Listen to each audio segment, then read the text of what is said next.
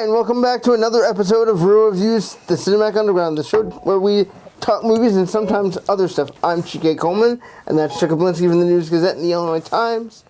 And so this week, we are talking about two films that are very unique to this week. A Quiet Place, directed by John Krasinski, and 13th, directed by Ava DuVernay, which will be featured as a prominent film in this year's Ebert Fest. I believe it is playing on Thursday this week. So first, let's talk about A Quiet Place. A Quiet Place stars John Krasinski, Emily Blunt. The last name of the girl actress is Simmons, but I can't remember the first name for some reason. I think it's Millicent. Mm-hmm. And I don't remember the older brother's name. The story centers around a family of, well, 5 in the beginning, who are traveling through an apocalyptic wasteland trying to be as quiet as possible because these alien creatures are affected by sound, and any sound they hear, they will kill whatever is making it. And this is about that family's story of survival in a land of which they are basically strangers. Here's the thing about this film that works for me.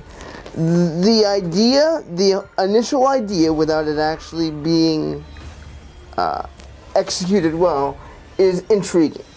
You get strong performances from Emily Blunt and John Krasinski, specifically because they are husband and wife. You get an okay performance from the kids because there is a way to get them to emotionally connect, but it sometimes doesn't work for me. I enjoyed the suspense aspects of this film, specifically the film's centerpiece involving a bathtub. And all the craziness therein from that bathtub scene on is thrilling to watch. But it's a hodgepodge mess where the rules of this society that have been created by lack of sound can be broken in different ways that don't seem possible or plausible.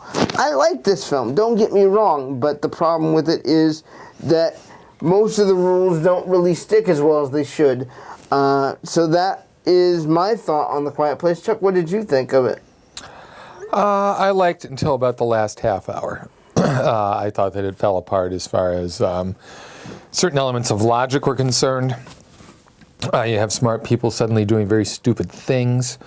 And at the end, it just seems as though one disaster after another just befell these people. And I got to the point where I thought I was watching an old-time serial, and I was thinking, well, what's going to happen now? So I wasn't fully, completely satisfied with this movie. I thought it was okay, but I didn't really like it. It didn't leave me with a good taste in my mouth. I thought he did a really good job building up the suspense. That was very well done. I liked the fact that this whole issue of the sound and how it affected the movie and its aesthetic, as far as everything when having to be quiet and the soundtrack being quiet and everything like that. I thought that was very clever. But like I say, just script-wise, I think it kind of ran out of steam for me at the end. For me, the one real central moment that really speaks to me involves Millicent Simmons' character, who's the daughter of Krasinski in the film, and us going into her mode of what she doesn't hear and what she visually sees is fascinating to me and a real interesting filmmaking standpoint, because they literally do cut out all the sound, and I do love that part of the film. I honestly feel, like you said, that the way they work within this film to get to what the ending will be doesn't work for me, because it's just like you made some really stupid mistakes, and there's something involving a nail that really bugs me. And I can't really spoil that for our viewers, but it's a solidly made film, but again, it falters at the end in ways that I couldn't possibly imagine. Well, and it's one of those War of the Worlds type things where the solution to the alien problem is so simple that I had a hard time believing that we could go a year and a half with these aliens on the planet and them not having figured this out. I agree, and there's a scene with an old man in the woods that also makes no sense. Particularly is like, wait, you're telling me you didn't know he was out there, and there's clearly a cabin or something that is nearby. How did you... That isn't what didn't make sense to me. It was like, dude, if you're going to commit suicide, can you do it after they leave? Exactly. What's the rush, man? Exactly. Why does it have to happen Things are going to get now? you. Let them pass and give them 5-10 minutes. And if you survive this long, how do you not know what's going to cause them issue, you know? I don't understand those aspects of it. It is a good film, I would say. I want to go 3, but not quite. 2.5 out of 4. That's what I did. But yeah, I really found the overall idea intriguing, and it's something that I think people will see and like. And I think it's pretty still fresh on the tomato meter. Is it still at 96? I think it's pretty fresh, yeah. I know I knocked it when I posted my review, but it didn't. But it's still very much in the 90s. Okay. So the next film I wanted to talk about is 13th, which is a documentary directed by Ava DuVernay.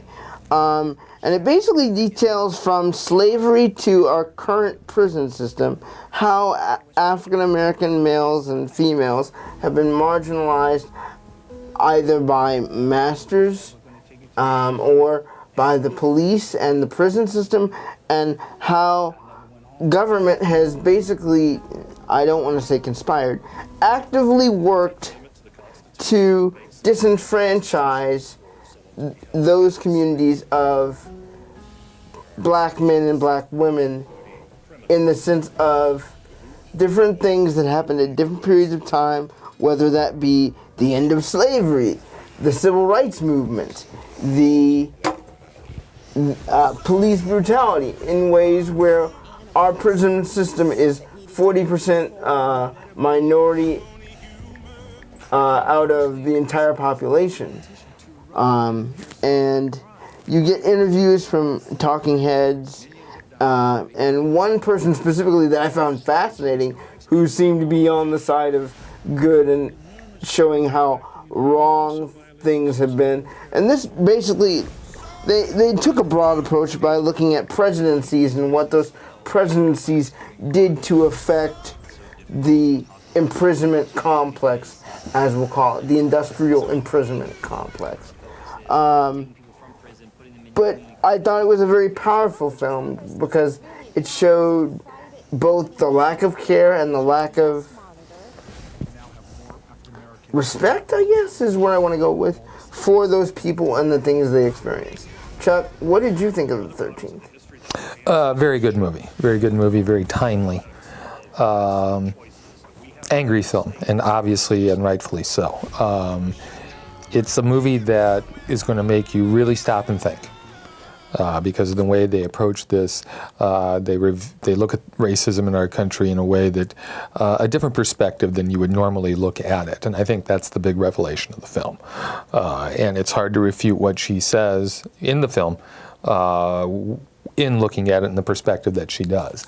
And I think that's what I liked most, was this new way of viewing this problem that we've had for far, far too long. You know, looking at, the things that Congress did, the things that Clinton did during his era with the 3 strikes and you're out rule, how things like Emmett Till's open casket and what was it? Was it Marcus Garvey who was shot in his apartment with his pregnant girlfriend laying right next to him? Things of that nature, and really putting those things on display to try and wake people up from the prejudices being acted against them. Whether they're actually fully awake now is debatable. But, we're still seeing the cycle basically repeat itself. And what does that make you feel, Chuck, when you know that cycle continues to keep going round and round? It's just indicative of America. it's what happens here. Our form of government, I mean, it's not just racism, it's corrupt through and through. And people who get in power, they stay in power. And, I have a feeling that once the dust clears with this Trump lunacy, we're going to see a swath or of corruption unlike any we've ever seen before. Once all the rocks are turned over and they can't watch everything, I'm quite sure that he and his cronies are cleaning up big time. So that's the American way, unfortunately. I know, and you're an English teacher, so you look at all different types of books where things like slavery and oddities within civil rights where, people have been protesting and denied their rights. What do you often tell your students when you're having to explain why this exists? I have no explanation for it. What do you often end up telling them? Just to be true to themselves, more than anything. And here's two things I teach my kids, and I tell them this will prepare you for life. One is that people are stupid, and if you understand that, you're going to be less likely disappointed. And the other thing is that life's not fair. And if you know these two things, you're going to be more prepared to deal with the injustices in the world. I hate to say this, but I'm very much, a lot of people think I'm negative. I think I'm just realistic. But I don't see things changing anytime soon as far as these cycles repeating themselves, unfortunately. I completely agree. And this movie greatly illustrates that. When I see the current generation that I teach in the past few years, I don't see a bunch of active people. I don't see students who are active in wanting to change things. And that really worries me. We have had a complacency set over this country, and it's dangerous. And I don't know what the wake-up call is going to have to be. I don't know either. I would have thought with things happening in Parkland and the mass and the shootings, they do mention Trayvon Martin here. I think what shocked me most about the documentary is watching that brief little clip of Eric Garner, because I didn't know how that had fully happened. I'd seen bits of it, but I'd never seen the crucial piece where that guy's knee is right at on Garner's his knee, or on his neck? Yeah, right at his neck. So those sorts of things, or the video of the guy being shot during the traffic stop. Hadn't seen that either. And it just stunned me into silence. I didn't go to bed for at least an hour after watching that last night.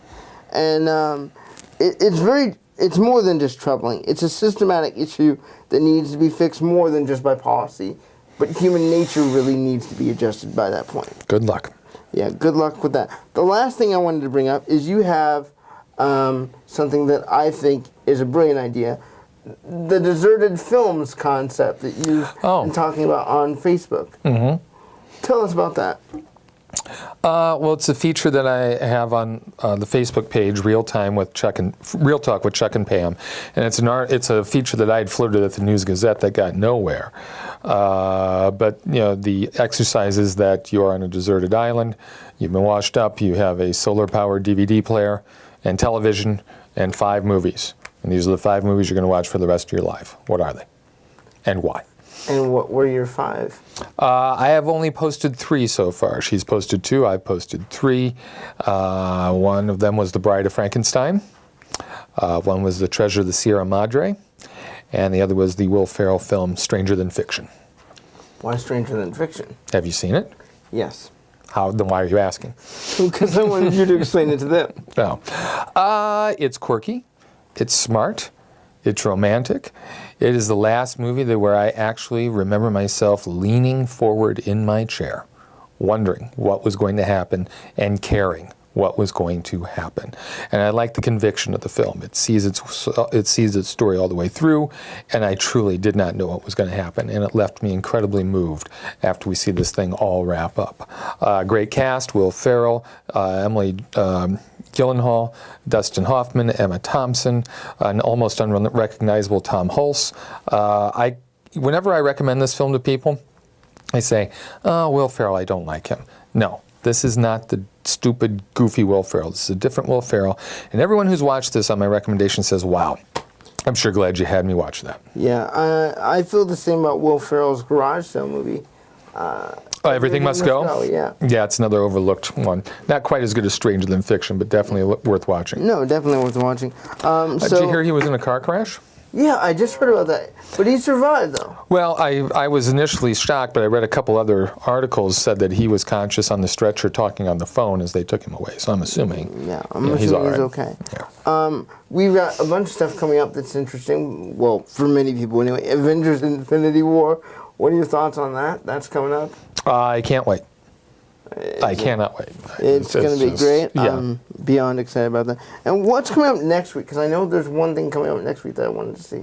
I Feel Pretty with Amy Schumer. Yeah. I think that's what I was thinking. That's the only thing coming out next week. And I love Trainwreck, but I'm a bit skeptical about I Feel Pretty. You should be. Mainly because this has been done before in the form of Shallow Hal. Except this is totally kind of, yes. Female perspective. Mm-hmm. Yes, you should be skeptical. Okay. That's all I'm going to say. That's enough for me. Why are you not discussing the elephant in the room? What? Well, is an Ebert Fest coming up? What are you looking forward to? Of course, Ebert Fest. I nearly forgot. Thank you, Chuck. Well, it is quite forgettable this year, but what do I know? Or am I wrong? I'm trying to reserve judgment. I'm excited about Columbus. That seems like a interesting film. You know what? You stunned. Well, maybe I shouldn't be stunned, but when you told me you'd never heard of it, it was at the Art Theater. Oh, I must have missed it when it was there.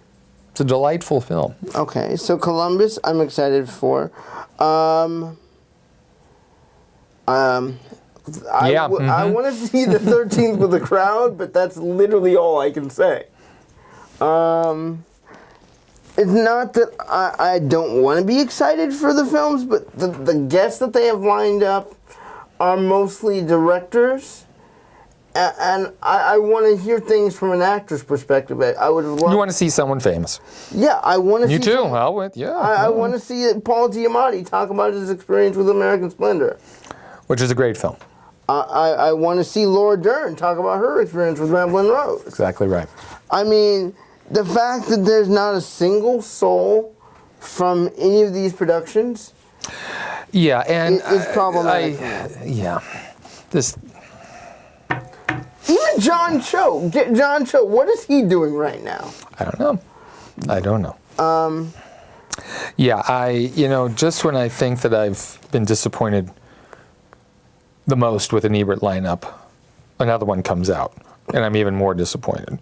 This year, there are movies there. I mean, why do you need to show The Big Lebowski again? Yeah.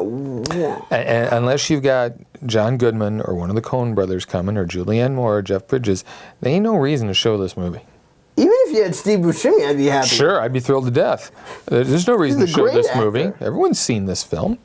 Interstellar is your 70 millimeter. I mean, if you're going to show a 70 millimeter film, show a movie that was shot on 70, not a movie that was blown up. Although I guess he did shoot some of it on 70. What about like Lawrence of Arabia? Exactly. Show something that was shot in 70 when they were doing 70 in the 50s and 60s. Yeah, I mean that would have been a thought in my head.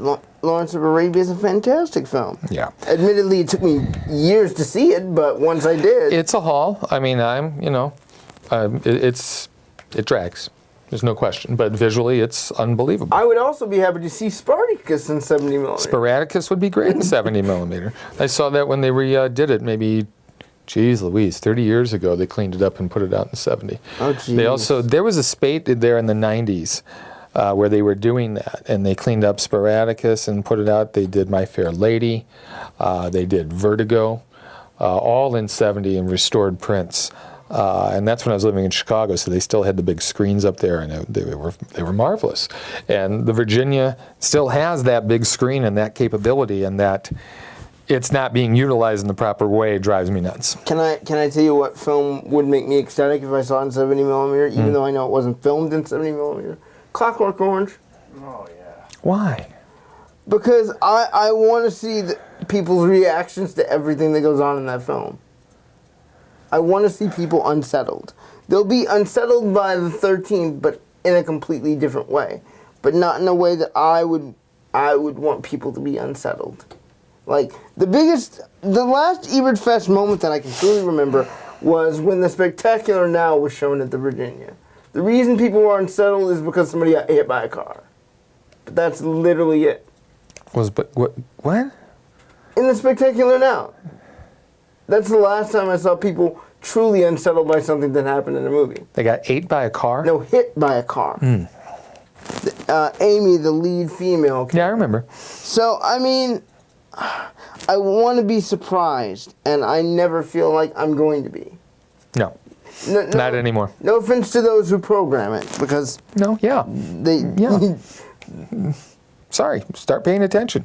You have a very unique opportunity here, and it's been wasted the past few years. I would also love to see an animated movie come to Ebert Fest. At this point, I don't care which one. Any Disney movie, anything that's not Pixar, something that's traditional animation, I would love to see at the Virginia. Well, they are doing a series of that in October, I believe.